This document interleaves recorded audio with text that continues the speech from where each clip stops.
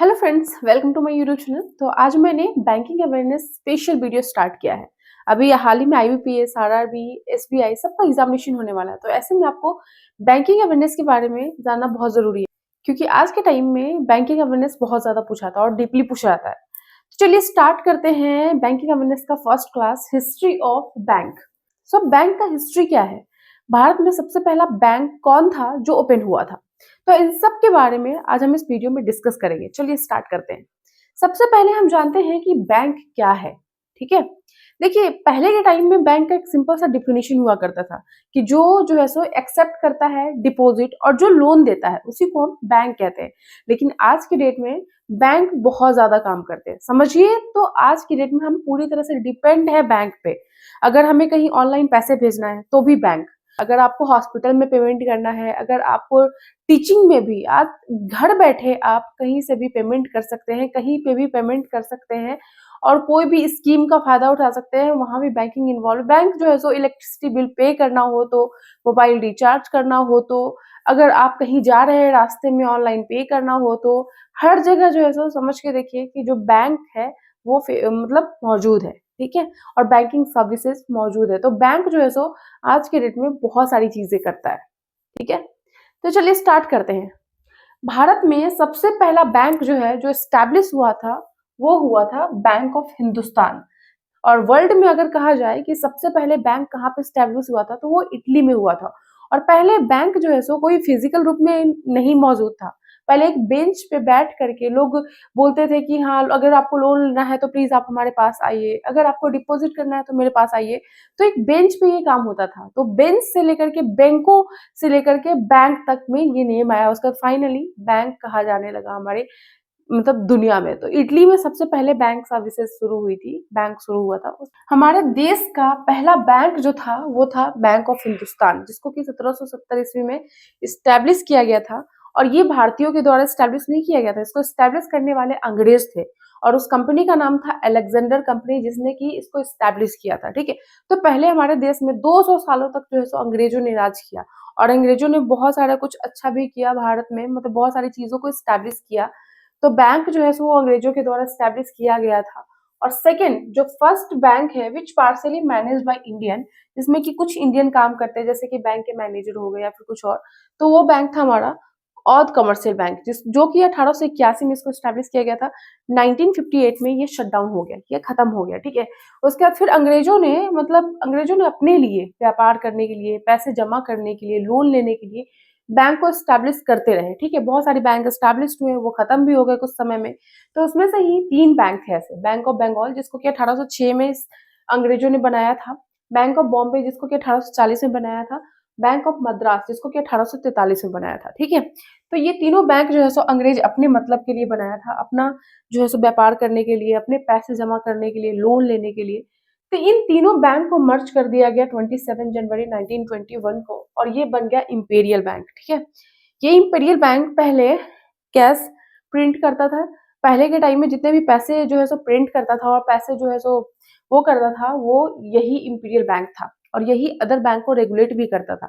लेकिन इसके साथ ही ये बैंक डायरेक्ट कस्टमर से डील भी करता था, जो कि सही नहीं था। अगर कोई बैंक डायरेक्ट कस्टमर से डील कर रहा है, कस्टमर का डिपॉजिट एक्सेप्ट कर रहा है, कस्टमर को लोन दे रहा है, और वो खुद ही मनी प्रिंट कर रहा है और वो दूसरे बैंकों को भी रेगुलेट कर रहा है, तो ये कहीं से भी अच्छा नहीं था। ये एक तरह से मेसी मेसी था। ठीक है, तभी हमें जरूरत पड़ी थी रिजर्व बैंक ऑफ इंडिया की, कि हमारे भारत में एक ऐसा बैंक होना चाहिए जो कि सिर्फ बैंकों को रेगुलेट करे, जो मनी प्रिंट करे, जो गवर्नमेंट के लिए काम करे।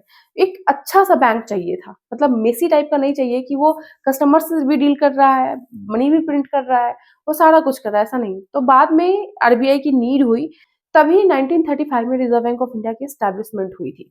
ठीक है, अब हम नेक्स्ट आते हैं इलाहाबाद बैंक के ऊपर, जो कि स्टैब्लिश किया गया था 1865 में। ये जो इलाहाबाद बैंक था वो first joint stock commercial bank था। ज्वाइंट स्टॉक कमर्शियल बैंक का मतलब ये हुआ कि इस बैंक को बनाने में 2 से 3 आदमी का पैसा लगा था, मतलब सबके शेयर इन्वॉल्व थे।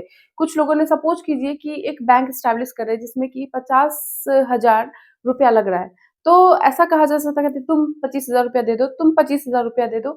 तो इस तरीके से 2 लोगों का शेयर इन्वॉल्व हुआ, मतलब 2 लोगों ने पैसा लगाया, तो उसी को हम उसी तरह से हम इसको जॉइंट स्टॉक जो है सो बोल सकते हैं, ठीक है। आज के डेट में जितने भी पब्लिक सेक्टर बैंक है, कमर्शियल बैंक है, वो सारे जो है सो जॉइंट स्टॉक ही है। मतलब किसी एक इंसान का पैसा उसमें नहीं लगा है, कोई भी ऐसा बैंक नहीं है जिसमें कि सिर्फ एक बैंक इंसान का जो है सो पैसा लगा है, ठीक है। तो आज के डेट में जितने भी कमर्शियल बैंक है, चाहे वो प्राइवेट भी बैंक है ना, एचडीएफसी, आईसीआईसीआई, वो सारे ज्वाइंट स्टॉक बैंक है, ठीक है। वो कोई भी फुल्ली प्राइवेट नहीं है, किसी एक इंसान का नहीं है, ठीक है। तो इसे ही हम ज्वाइंट स्टॉक कमर्शियल बैंक। तो भारत का सबसे पहला ज्वाइंट स्टॉक कमर्शियल बैंक कौन सा था? वो इलाहाबाद बैंक था। उसके बाद पंजाब नेशनल बैंक। इसको 19 में 1894 को पाकिस्तान के लाहौर में स्टैब्लिश किया गया था लाला लाजपत राय के द्वारा। ये भारत का पहला ऐसा बैंक था जो भारतीयों के पैसे से ओपन किया गया था। इसमें जितने भी पैसे लगे थे ना, वो सारे भारतीयों का था, जो कि सिर्फ भारतीयों के लिए बनाया गया था ये बैंक, ठीक है। तो पंजाब नेशनल बैंक भारत का पहला ऐसा बैंक था जिसमें कि सिर्फ भारतीयों का पैसा लगा था, और इसमें पंडित जवाहरलाल नेहरू, महात्मा गांधी, लाल बहादुर शास्त्री से लेकर के इंदिरा गांधी से लेकर के और भी बहुत सारे महान नेताओं का इस बैंक में अकाउंट था उस टाइम, ठीक है। नेक्स्ट आते हैं bank of India. Bank of India को 1906 में स्टैब्लिश किया गया था, और ये भारत का ऐसा पहला बैंक था जिसका ब्रांच जो है सो पहली बार विदेश में ओपन किया गया था। बैंक ऑफ इंडिया जो है सो 1946 में पहला ब्रांच खोला था लंदन में, ठीक है। तो ये पहला बैंक था भारत का जो विदेश में जाकर के अपना ब्रांच ओपन किया था। नेक्स्ट है बैंक ऑफ बड़ौदा। उसको 1908 में स्टैब्लिश किया गया, और बैंक ऑफ बड़ौदा के बारे में ये क्वेश्चन आता था पहले कि भारत का ऐसा पहला कौन सा बैंक है जिसका सबसे ज्यादा ब्रांच जो है सो वो फॉरेन में है। लेकिन आज की डेट में स्टेट बैंक ऑफ इंडिया वो बैंक है जिसका सबसे ज्यादा ब्रांच विदेश में है, ठीक है। नेक्स्ट है सेंट्रल बैंक ऑफ इंडिया, जिसको कि 1911 में स्टैब्लिश किया गया था। ये भारत का पहला ऐसा इंडिजीनियस बैंक था जिसमें कि सिर्फ और सिर्फ इंडियन काम करते थे, जिसमें कोई भी विदेशी नहीं इन्वॉल्व थे, ठीक है। और ये पूरी तरह से हमारे भारत का स्वदेशी बैंक था, इंडिजीनियस बैंक था। नेक्स्ट है यूनियन बैंक ऑफ इंडिया, जिसको कि 1919 में स्टैब्लिश किया गया था। इस बैंक का उद्घाटन महात्मा गांधी ने खुद किया था, ठीक है। उसके बाद 1 अप्रैल 1935 को रिजर्व बैंक ऑफ इंडिया को जो है स्टैब्लिश किया गया under act reserve bank of India act 1934। इस एक्ट के द्वारा रिजर्व बैंक को 1935 में स्टैब्लिश किया गया, ठीक है। उस टाइम में रिजर्व बैंक ऑफ इंडिया एक प्राइवेट बैंक था, ठीक है। और ये किनके रिकमेंडेशन पे इसको स्टैब्लिश किया गया था? तो वो था हिल्टन यंग कमीशन, जिसको कि हम रॉयल कमीशन के भी नाम से जानते हैं। और हम आपको बता दें कि अम्बेडकर जी की ऐसी बुक थी, एक बुक का नाम था the problem of rupees. Problem of rupees, its origin and it's, ऐसे ही करके एक बुक था। और इसी अम्बेडकर जी के बुक के ऊपर जो है सो, इसी बुक को पढ़ करके जो है सो हिल्टन यंग कमीशन और जितने भी लोग थे इस कमिटी में, उन सारे लोगों ने जो है सो मिलकर के रिजर्व बैंक ऑफ इंडिया का स्टैब्लिश किया गया था। तो ये जो रिजर्व बैंक ऑफ इंडिया का जो कॉन्सेप्ट था वो अम्बेडकर जी के बुक में दिया गया था, ठीक है। तो अब हम नेक्स्ट बात करते हैं कि रिजर्व बैंक ऑफ इंडिया को 1 जनवरी 1949 को नेशनलाइज कर दिया गया, क्योंकि उस टाइम में ये प्राइवेट सेक्टर बैंक था, ठीक है। उसका जब नेशनलाइजेशन हुआ तो ये गवर्नमेंट के अंदर आ गया, मतलब गवर्नमेंट ने इसको अक्वायर कर लिया। उसके बाद ये फुल्ली गवर्नमेंट बैंक हो गया रिजर्व बैंक ऑफ इंडिया, ठीक है। नेक्स्ट वीडियो में हम लोग डिस्कस करेंगे कि रिजर्व बैंक ऑफ इंडिया को किस तरह से स्टैब्लिश किया गया था, और ये कैसे जो है सो काम करता है, इसका फंक्शन क्या है, इसका पावर क्या है, इन सारी चीजों के बारे में, इन सारी हिस्ट्री के बारे में हम नेक्स्ट वीडियो में बात करेंगे, ठीक है।